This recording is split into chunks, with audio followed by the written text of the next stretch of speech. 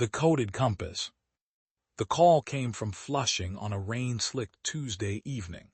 Temujin recognized the quiet urgency in the woman's voice before she finished speaking. Her name was Olan. Her younger brother, Batbayar, had not come home for 3 days. "He left only this," she said when they met in a small apartment above a Mongolian grocery on Main Street. She placed 2 objects on the table, a folded scrap of paper covered in vertical old Mongolian script, and a miniature brass compass no larger than a coin. The needle did not move. Temujin studied the script first. The letters were careful, almost formal, the kind taught in countryside schools before the Cyrillic reform. The message was short and deliberately incomplete. "The needle does not point north. It points to the ones who count us. Before we learn to count ourselves. Look where the new names are sold." He turned the compass over in his palm. The glass was intact, the casing unmarked, yet the mechanism inside had been deliberately disabled. Someone had removed the magnetized needle and replaced it with a thin strip of ordinary metal, a compass that could never find true north. "He worked for a startup in Manhattan," Olan said. "Data something." He was proud. He said the company helped immigrants find jobs and housing. Then he became quiet. "Last week he told me he had seen something he should not have seen." Temujin nodded. He had heard similar stories in other cities. New arrivals, eager and trusting, handed over documents, phone numbers, family details, banking information. Most of the time the data was used as promised. Sometimes it was not.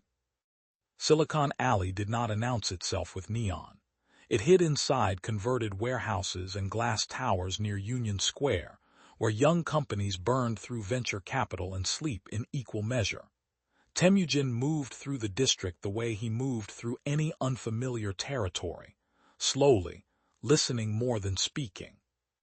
Batbayar's company was called North Star Analytics. Their public face was clean and progressive, an app that matched recent immigrants with services, language classes, and employment. Their internal systems, Temujin soon learned, collected far more than they advertised. He began with the digital trails, public records, domain registrations, employee LinkedIn histories, and the quiet corners of developer forums where people sometimes complained under anonymous accounts. One post, deleted but still cached, mentioned secondary datasets and high-value demographic packages. Another spoke of a private auction scheduled for the end of the month. The old Mongolian message made sudden sense. The ones who count us before we learn to count ourselves. The company was packaging the personal data of new immigrants, addresses, immigration status, financial vulnerability, and selling it to third parties who specialized in targeted scams, predatory lending, and political micro-targeting. Batbayar had found the pipeline, and then he had vanished. Temujin found the first human crack in a late-night coffee shop on 23rd Street. A junior developer named Kevin, exhausted and slightly drunk, recognized Batbayar's description. "He asked too many questions," Kevin said, "about the export modules, about why certain fields were being hashed twice and sent to an external server in another state.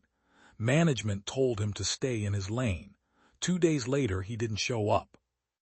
"Where would someone go?" Temujin asked, "if they were scared but still trying to finish something?" Kevin hesitated. "There's an old server room in the basement they barely use. He used to work there when he wanted quiet."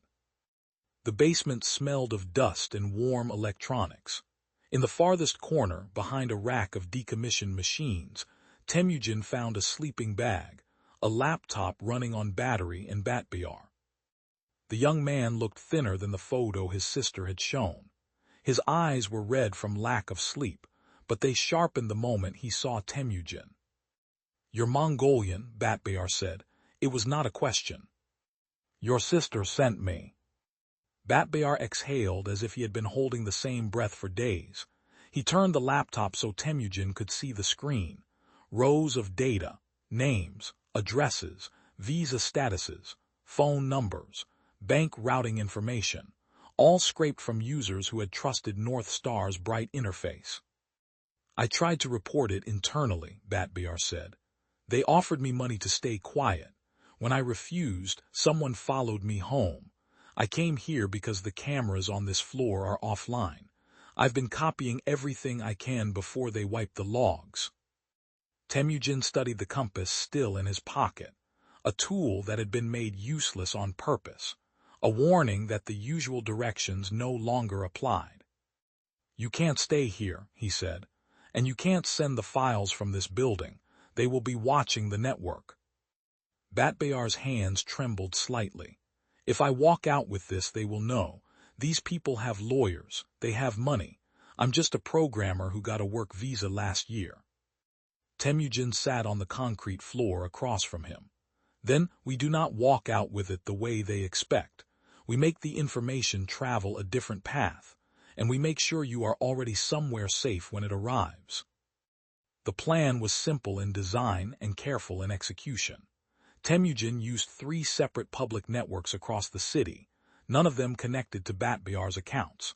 The files were encrypted, split, and delivered to a small cluster of journalists and digital rights organizations that specialized in immigrant data exploitation.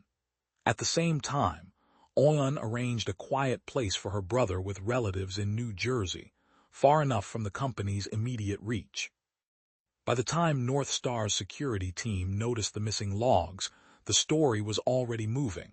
The company issued a careful statement about unauthorized access and ongoing internal review. The real damage was already done. Several partner organizations quietly canceled contracts.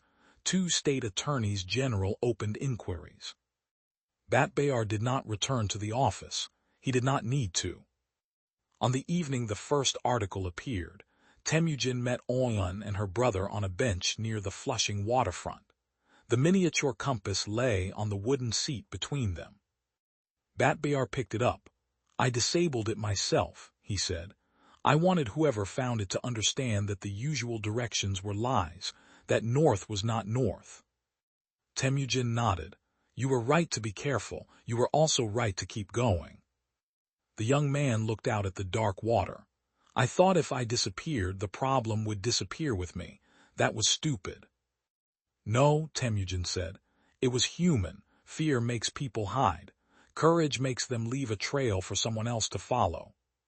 He left the compass with them. It would never point north again, but it had already done the more important work. It had pointed toward the people who needed finding, and toward the quiet decision to protect them. As Temujin walked back toward the subway, the city lights reflected on wet pavement. Somewhere behind him, a young programmer was still free, and a piece of the invisible machinery that preyed on the newly arrived had been forced, at least for a moment, into the light.